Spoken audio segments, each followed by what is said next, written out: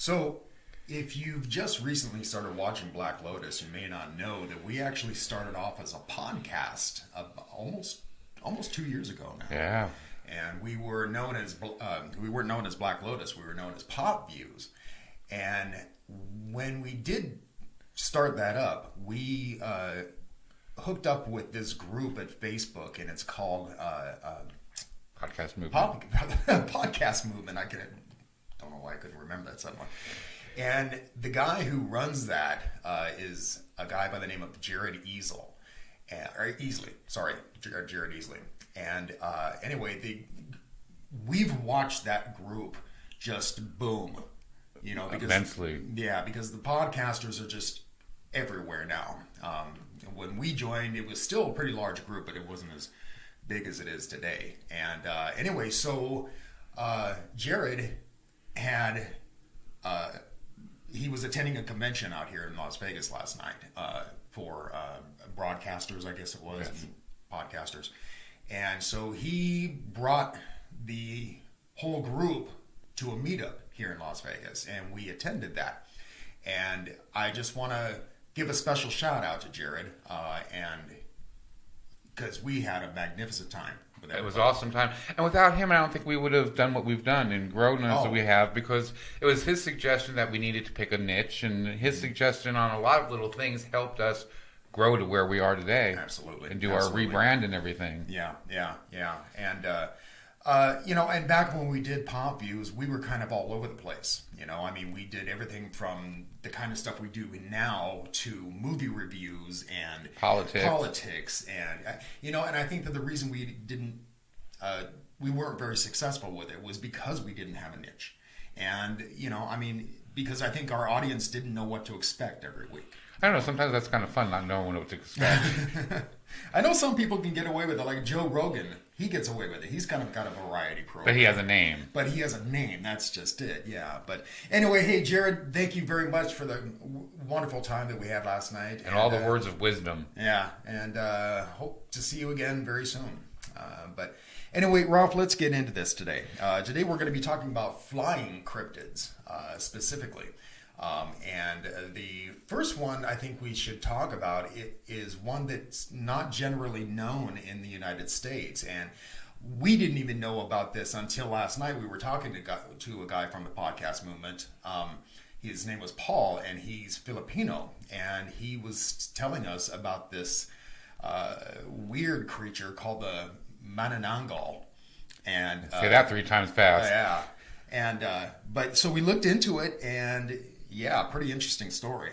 Yeah, it's basically a beautiful woman who she finds a secluded place in the woods, and she splits herself in half. Her top half goes flying around to feed, while her bottom half stays sitting. Let me show you a picture of this here real quick.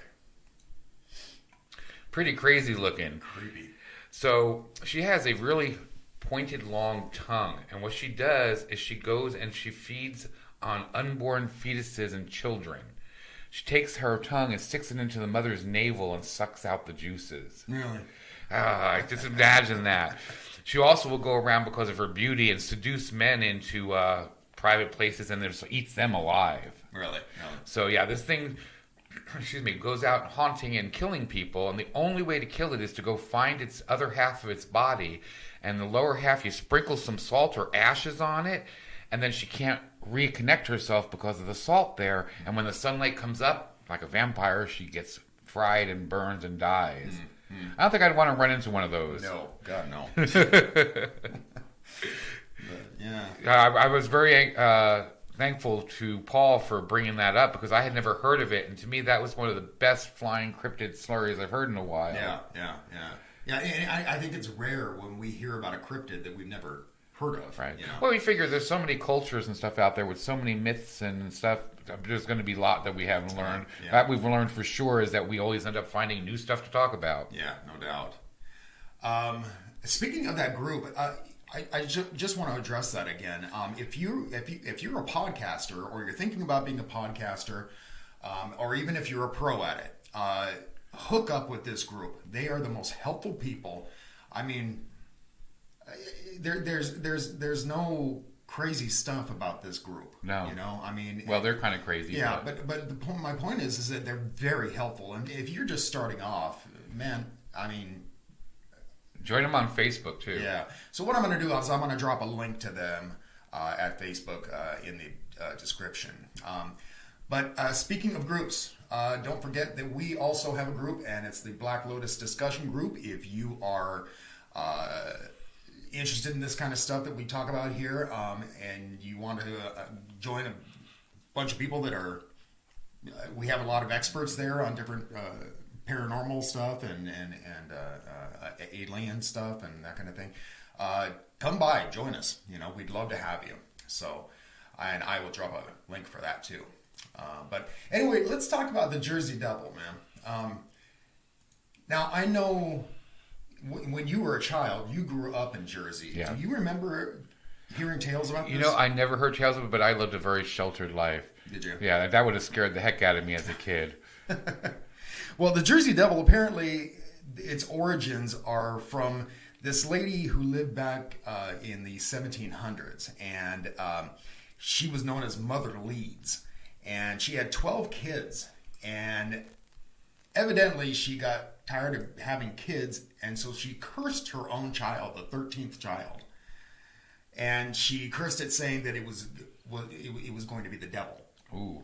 So the baby was born, and apparently it was quite normal looking, but soon after it kind of morphed into a demonic looking creature like what you're seeing here, and it had leathery wings, hooves, and forked tail, and apparently soon thereafter it flew up the chimney and fled to the nearby Pine Barrens, where the lady lived, and evidently it still lurks there today. Crazy. So yeah, I mean, and people are seeing this a lot. There's a video out there of somebody who captured one of the videos, and it's not one of the more impressive videos I've seen. Yeah. It looks like a stuffed horse, but but yeah, I mean, but people have been seeing this cryptid forever, since the 1700s. You know, so yeah, really weird. It's an old child. Yeah. And why did it gain more, immortality? Maybe it is the devil. Is that what you would think? Yeah. But anyway, let's go on here. Let's talk about gargoyles. And a lot of sightings of gargoyles. Yeah. I'm not too impressed by the sightings that I've seen, like on YouTube and that kind of thing. The photos, they're always extremely grainy, and they're in the shadows and that kind of stuff.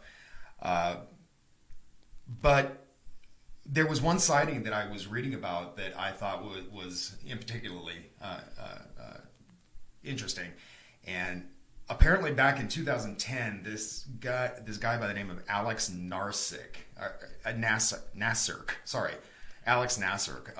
he lives in Spain, and he claimed that he was awakened at 1 a.m.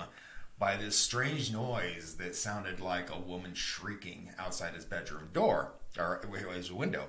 So he looks outside, and he found this really bizarre looking creature approaching him, and he described it as being large with a thick, short beak, and he also said it had a stretched head. What he meant by that, I'm not certain, but he said that the body was very bulky and pinkish in color, and it didn't have any front legs, but the wings on it were curved with a span of about 2 to 3 meters. It's pretty big. Yeah.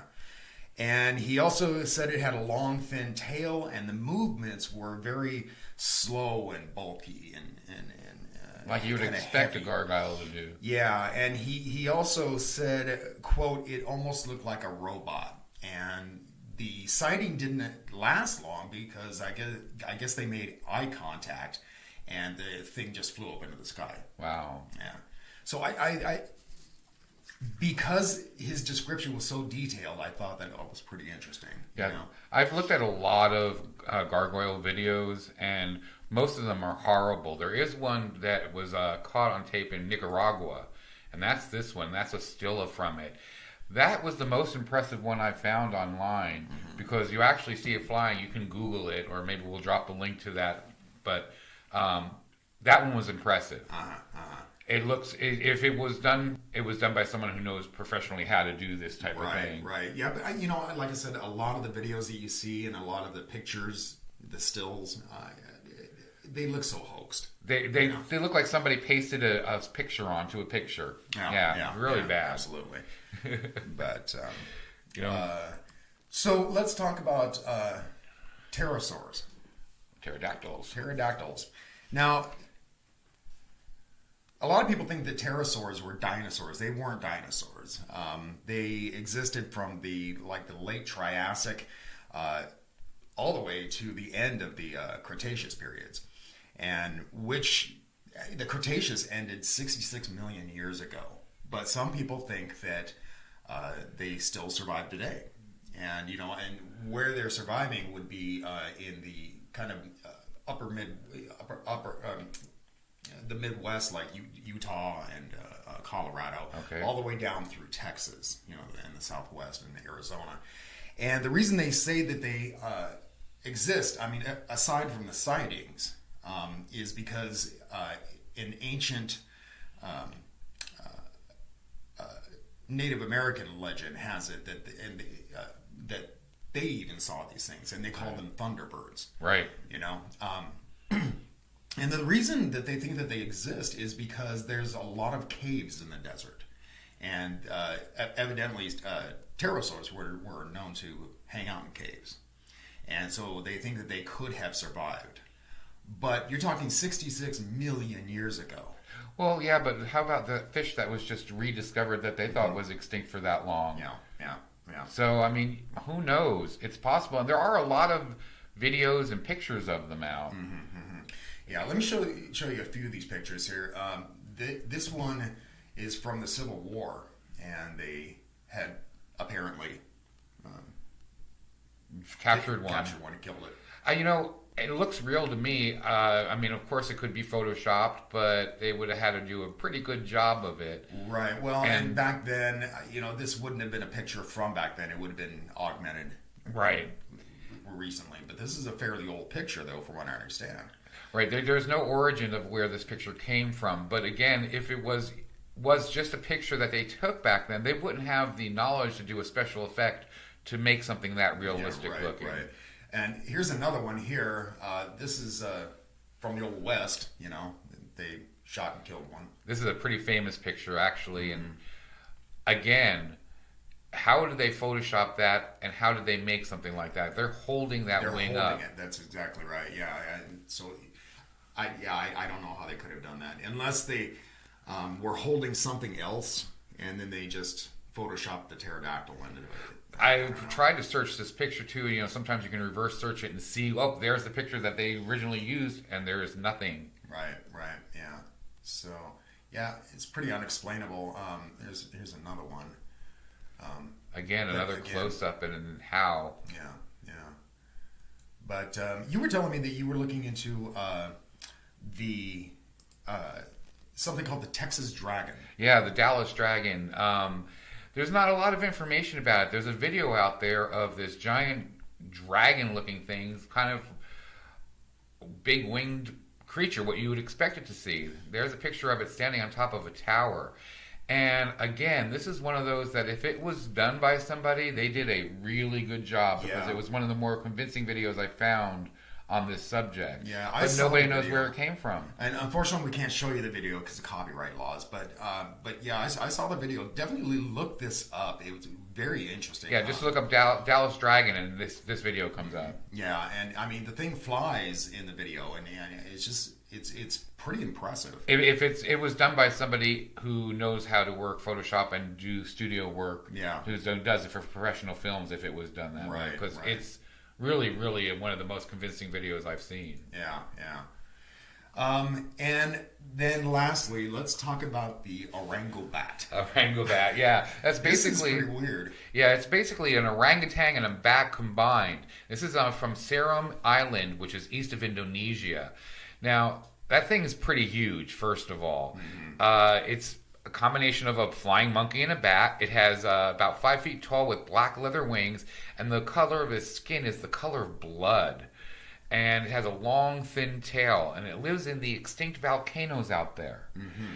And they followed it and heard it because of its mournful wail. I guess it has a very interesting sound to it. Mm-hmm. And this is supposedly a picture of one that they've captured. Again, that just, to me, does not look photoshopped, and it just looks incredible. Mm-hmm. They've supposedly been around since like the 1500s. They would raid the village and carry away the children and eat the children and livestock. Uh-huh. And Christian missionaries have had stories of this for years. Really? So, and even as late as 2012, National Geographic did actually a show on this. And they almost captured one, they said. Really? They said it actually managed to escape, but they said that they almost succeeded in capturing one. Now, when you're talking about a big place like National Geographic and a respectable source, makes you kind of wonder, what is this thing? Yeah. Where is it at? Well, and I think that cryptids like this could possibly exist. And now, personally, that looks like that, what is it called, the fox bat? Right. It kind of looks like that, but I'm not sure. But the thing about the cryptids like this is that I think that they could exist because they are few and far between. But that doesn't mean they're not around. You know, I mean, for instance, you know, we were talking about the pterodactyls and how they went extinct, we think, 66 million years ago. Well, I was recently reading an article from Australia, and they were talking about how they're getting sightings of the Tasmanian devil again. You know, that dog. Right. And they were thought to be hunted to extinction years and years and years ago. Well, now they're starting to see them again. So why couldn't something like the pterodactyl or something like this still be around? You know, I wouldn't doubt it. I really don't. Think about how many new species we discover every year. Yeah. You know, or new branches off of other species. So why, we know so little about some areas, why couldn't it be? Mm-hmm. There's islands and stuff we've never even been on. Yeah, it's I you know, some of the things like the gargoyles and stuff like that, I'm not so certain. But why couldn't a gargoyle be a pterodactyl that people are calling it a gargoyle? Yeah, right. Because, I mean, like I said, Native Americans used to call these pterodactyls thunderbirds. Right. Same thing with the dragon. Yeah, the dragons, you know, I think the only place where they have winged dragons is in Northern Europe. Dragons have been sighted all over the place, all over the world, but usually they don't have wings. So it's thought to be more of a mythical creature than anything else. And we know bats exist. Right. And why couldn't there be a big, giant bat? Yeah. But there was one that we were going to talk about, and you had done a little research on the bat squatch. The bat squatch, yeah. The bat squatch is basically a combination of a Bigfoot and a bat, and it was seen in Missouri back in I think 2005, I believe it was, and there's been many sightings of it after that. But again, I think they're all connected somehow. I don't think that. Well, what's this thing supposedly? Is it as big as a Sasquatch? It's about the same. It's very close in description as the orangubat. Okay. Orangubati. Okay. So it's not a towering figure like a Sasquatch. No. Okay. I was wondering how it would fly. Yeah. It needs some big wings. Right. But I'm curious if anybody else out there has seen anything like this. If so, make sure you comment in the comments and let us know if you've seen anything suspicious like this. This is one thing I've never seen anything of. I've seen UFOs, I've seen ghosts, but I've never seen anything flying in the sky. I saw something here that I can't really explain, and maybe it was one of these pterodactyls, but I mean, it was way off in the distance in the desert, so I couldn't make it out. But if it was as far out as I think it was huge. Yeah, maybe it was a large eagle or something like that. I don't know, but like I said, I couldn't make it out. But I mean, it was pretty far away, but it was still pretty big. The wingspan was huge. Yeah. So birds do get huge wingspans, but bats don't. And you can tell the difference when they fly by the way their arms and their wings move and stuff.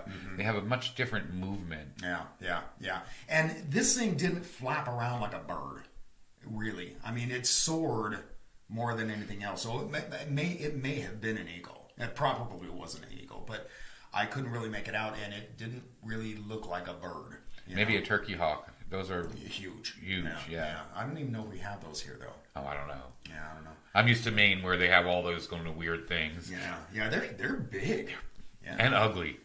Good eating, though, I hear. But anyway, we're going to get out of here for the day. Thanks a lot for watching, folks. And like I said, if you're a podcaster, check out the podcast movement. And everybody there is very friendly and extremely helpful. And and again, don't forget we have our group, the Black Lotus discussion group, and check us out there. So anyway, until next time, keep thinking and question everything.